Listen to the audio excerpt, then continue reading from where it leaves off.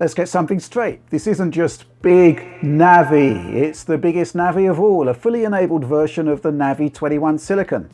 Yes, it's AMD's Radeon RX 6900 XT, a GPU that's built on the same core processor as the 6800 XT, and indeed the 6800, but this time with all 80 of its compute units available. Now, on paper, this card looks like some kind of recipe for disappointment because the technical specifications suggest an absolute theoretical maximum of 11.1% of extra performance. Well, the benchmarks suggest that more is brought to the table in many titles, and I was fascinated by the turnout. AMD promised a battle against Nvidia's monstrous RTX 3090, and well, by and large, we have one.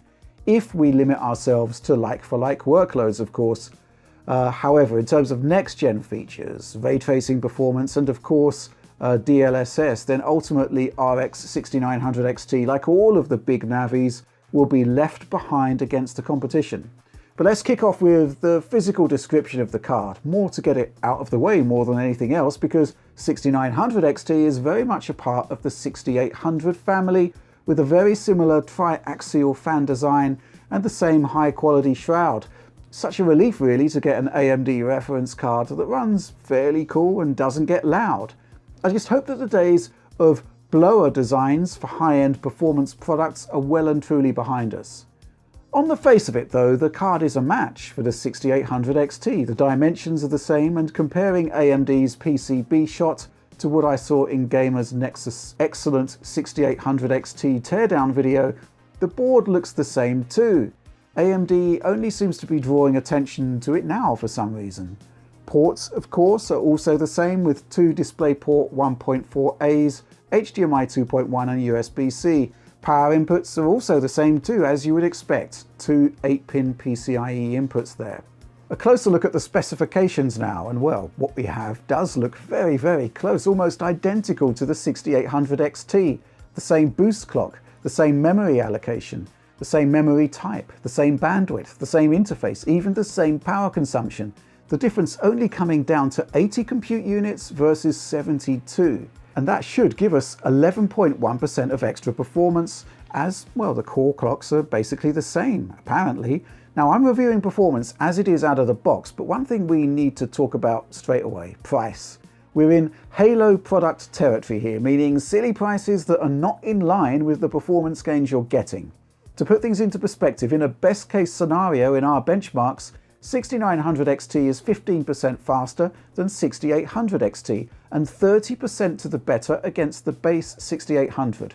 In both scenarios, you should be paying around $750 for the extra performance delivered by 6900 XT. Instead, you're paying a cool grand. The pricing only really makes sense if you compare 6900 XT against the RTX 3090, which is, to be frank, even more obscenely priced when stacked up against RTX 3080. So before we go on, we kind of need to divorce ourselves from reality in terms of any real concept of value for money here. That's not what these Halo products are all about, to be honest. Volumes will be small, only the cash rich can afford them or should even consider buying them. And even then, for gaming, the payback that you're getting for your extra money is questionable, to say the least. Okay, so before we get into the benchmarks, I want to stress that I benched the card with an AMD press driver on default settings, and that looks like this. The reason I'm showing this is that we do seem to be getting performance from this card that's sometimes actually in excess of what the actual specification suggests in relation to 6800 XT. Just by a touch, but it is there, and that suggests that there is more to the spec than meets the eye.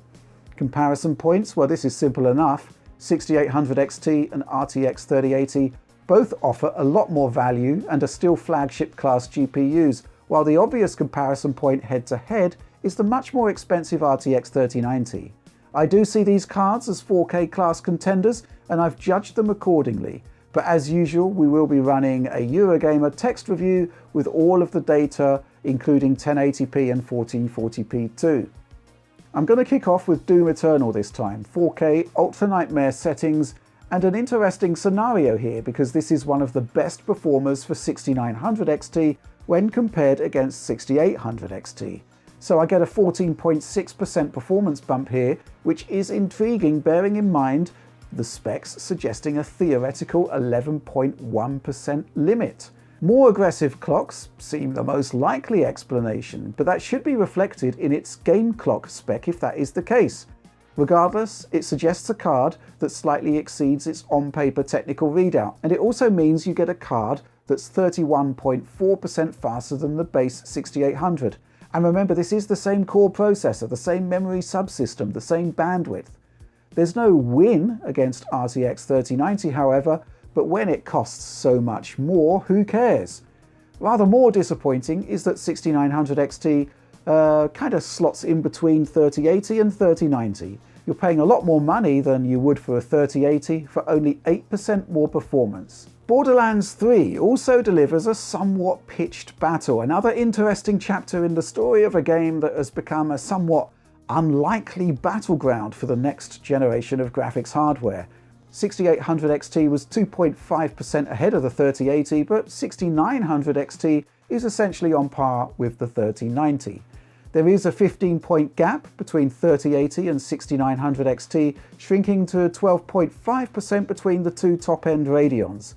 Still ahead of the overall compute advantage, but within margin of error.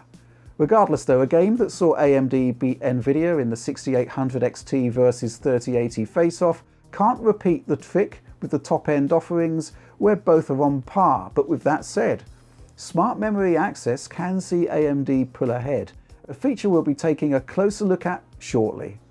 Remedy's Control next, and a bit of a daunting challenge for AMD here because this is one of the games we looked at in the 6800 XT review where Nvidia was much faster. And so it is again here in a benchmark sequence that encompasses the first two cutscenes and a spot of in-game traversal. Different games favour different GPU architectures, and for both AMD and Nvidia there are winners and losers. Here, RTX 3090 is 25% faster overall than 6900 XT, 25%. In fact, the 3080 is 10 points ahead, so it is a somewhat unfortunate state of affairs for AMD all told. And remember that this comparison isn't even enabling DLSS on the Nvidia side, which in quality mode provides a big boost to performance and image quality. There is one saving grace though, and that's comparisons up against last-gen Navi, RDNA 1. We've got 80 compute units here in 6900 XT against 40 in the 5700 XT. There is a clock speed advantage too, but the scalability is terrific. An extra 111% of performance gen on gen, and that colossal improvement extends across all resolutions. Even at 1080p, where we should expect some kind of CPU limitation, even with our 10900K, the 6900 XT is twice as fast as 5700 XT. Pretty impressive stuff. So I said that any given game can favour a specific GPU architecture, and Nvidia by no means holds all of the cards here, as we see in Death Stranding. Almost perfect scaling between 6800 XT and 6900 XT here, with an 11% boost to 4K performance, and the biggest of BIIIG NAVIIs hands in a 5% lead over the 3090 here. Of course, this is a pure apples to apples test, and not really indicative of how the Nvidia cards would likely be used by actual gamers. Again, this is a title using DLSS 2.0, and again, by default, DLSS quality mode repeats the same situation we saw in Control. It doesn't make sense for Nvidia users not to use DLSS here because you get both quality and performance advantages. In the 6900 XT briefing, AMD was asked for more details and a time frame for its super resolution alternative, but no new information was forthcoming. This may suggest we've got some time to wait before it appears, but even if that isn't the case, I suspect it's going to need developer support as opposed to being a driver level feature. Far Cry 5 next, and this one can be summed up very quickly. A small win for AMD in the 6800 XT versus 3080 face-off isn't quite repeated on the higher tier cards. They are still close enough that you likely wouldn't be able to tell the difference in a double-blind taste test, but the 3090 is 2 percentage points ahead. Kind of academic, I guess, when the 3090 costs so much more. But it's another title where the gap between the top-end cards is tighter with AMD than it is with NVIDIA, but then again, so is the price, obviously. Similar situation again here with Hitman 2. The 3080 is slightly faster than the 6800 XT, and so we find that the 3090 is faster than the 6900 XT to the tune of around 6%. The gap actually increases here compared to the slightly lower end cards. Not that it really matters to any great extent, especially bearing in mind the price deltas we're talking about here. What I will say though is that 1440p performance here sees 6900 XT actually beat the 3090, but really I find the notion of spending upwards of £1,000 on a card to be run at 1440p, well, it kind of makes these Halo products make even less sense than they already do. Quick look at Metro Exodus here. 6900 XT costs 54% more than a 6800 XT, but you're getting just 10% of extra performance here, and the comparisons against top-end Ampere are not flattering. It's just 2 points ahead of the 3080, while the 3090 has a 12% performance lead averaged across the duration of the entire benchmark. The 6900 XT still can't beat 3090 even at 1440p, but again, as I said, I do consider 1440p resolution and performance to be somewhat academic at the very, very top end of graphics hardware. We do have more benchmarks in our text review, and generally it does seem to be a rerun of what we saw in the 6800 XT review. BIIIG NAVIII is fast, it's efficient, it's actually a really great GPU in many, many ways with some fantastic engineering. I mean, I've talked about power consumption in the past. I've also heaped praise on the way that Infinity Cache sees AMD able to compete against NVIDIA without the need for a massive memory interface or cutting-edge GDDR6X memory, and that's awesome. The difference this time is that you aren't saving $50 against the competition, you're saving $500. The only problem being that a cool 1000 still makes no sense really, bearing in mind that generally you're looking at circa 10% of extra performance, can actually be lower than that, as you're seeing here in Shadow the Tomb Raider. So in AMD's initial presentation, to be fair, Team Red's own benchmarks did seem to hint at much the same conclusions I've drawn here, in that we saw benchmarks that didn't just include stock, but also running with smart access memory technology enabled and with rage mode overclocking engaged. Look, I'm not going to get into overclocking here for a couple of reasons. First of all, results will vary from one card to the next. Secondly, a stable overclock on one game can lead to crashes on another. For what it's worth, AMD points to 4 to 7% increases to performance in its own benchmarks. However, I am intrigued by Smart Access Memory, which is the AMD branded rendition of the PCI Express resizable bar feature that is present in recent builds of Windows 10 and Linux. SAM allows supported processors to directly access all 16 gigs of video memory on the RX 6000 cards, bypassing the usual 256 megabyte I/O buffer limit, and thereby increasing performance in some games. Now, in the 6800 XT review, we had to switch to a Ryzen 5000 based PC to test it, and we did see some intriguing results, but the situation has become all the more interesting now because some Z490 boards support rebar, including the Asus Maximus 12 Extreme I use on my own test rig, and guess what? It seems to work just as well as it does on a Ryzen setup. So let's take a look at some games and stack them up against RTX 3090 benched on the same system to see what's what. Borderlands 3 first, and at 4K resolution there is a tiny 2.5% boost to performance, which does allow the 6900 XT to inch ahead just a touch of RTX 3090. The increase to frame rate reaches 7 to 7.5% at lower resolutions, so similar to our 6800 XT testing on a Ryzen PC. It does seem like Smart Access Memory is more performant on lower resolutions. Not much help to a $1,000 GPU aimed at the 4K market. Similar results with Remedy's Control actually. At 4K, another 2.5% increase by using SAM, only this time NVIDIA still way ahead. Interestingly, the performance bump rises to 4% at 1440p, 6% at 1080p. Once more, it does seem like this new technology favours lower resolutions whether you're on a supported Intel or Ryzen system. Now, in the briefing call we had, AMD talked about validation and driver support being a part of the Smart Access Memory formula, and maybe no actual implementation from Team Red on key titles explains why in many scenarios I saw no real performance increase at all. Metro Exodus seems to run exactly as it did before with SAM enabled, and that means there's no way to close the gap with Nvidia here, a state of affairs that persists across all tested resolutions, 1080p, 1440p, 2160p. Same thing with Assassin's Creed Odyssey, where the results were mostly like for like. So Smart Access Memory, the good news is it's not Ryzen exclusive. It looks like it will be rolling out for Z490 motherboards, some of them at least, and what we're seeing here is a standard that is not vendor specific, which is always good news, and well, even now, right at the very beginning, it's already yielding results.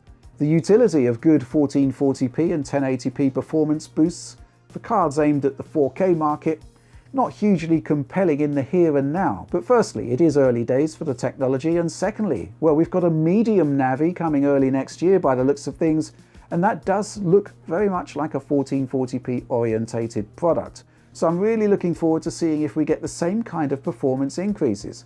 I guess I should point out that Nvidia has committed to its own resizable bar solution, but similar to AMD's super resolution, we can't really judge that until it's actually a real thing that can be tested.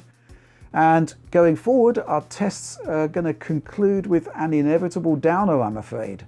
6900 XT is a slightly beefed up 6800 XT, which means that it cannot address the subpar ray tracing performance we've previously seen.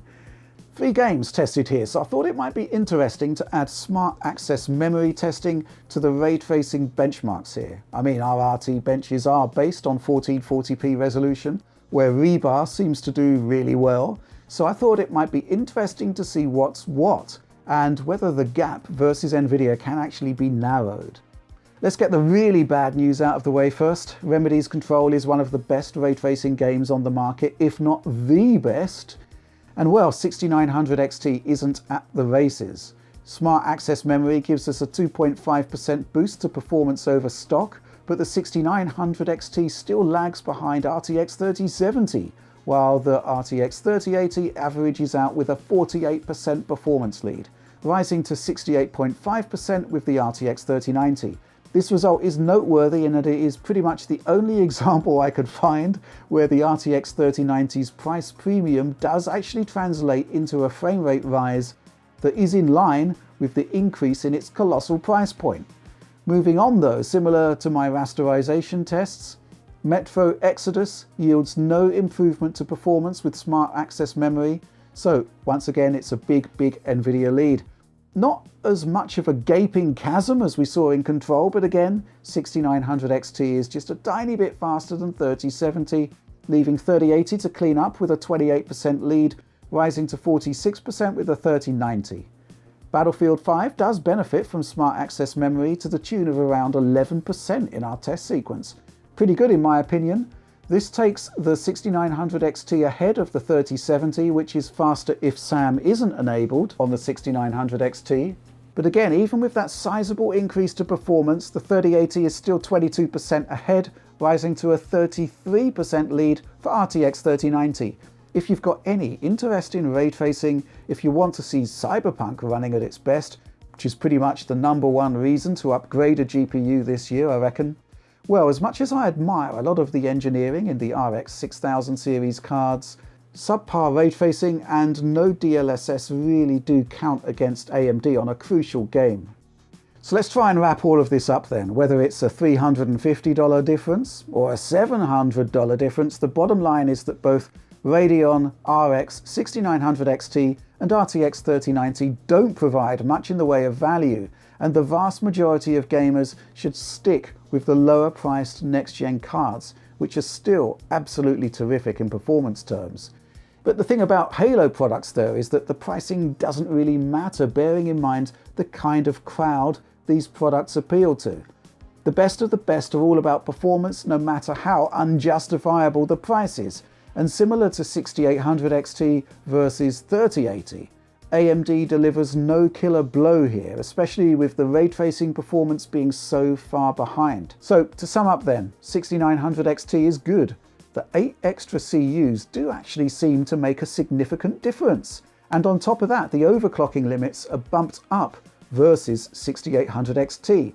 The biggest Navi of all has a 3 GHz top end versus 2.8 on the 6800 XT, which in fact I'm still kind of blown away by how much AMD has achieved gen on gen, particularly in terms of clock's efficiency and the Infinity Cache.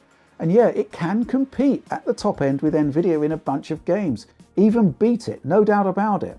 But I'm not convinced that it's a significant step beyond the Ampere cards, and it kind of needs something big to set it apart, bearing in mind that ray tracing and machine learning features are subpar, relatively speaking.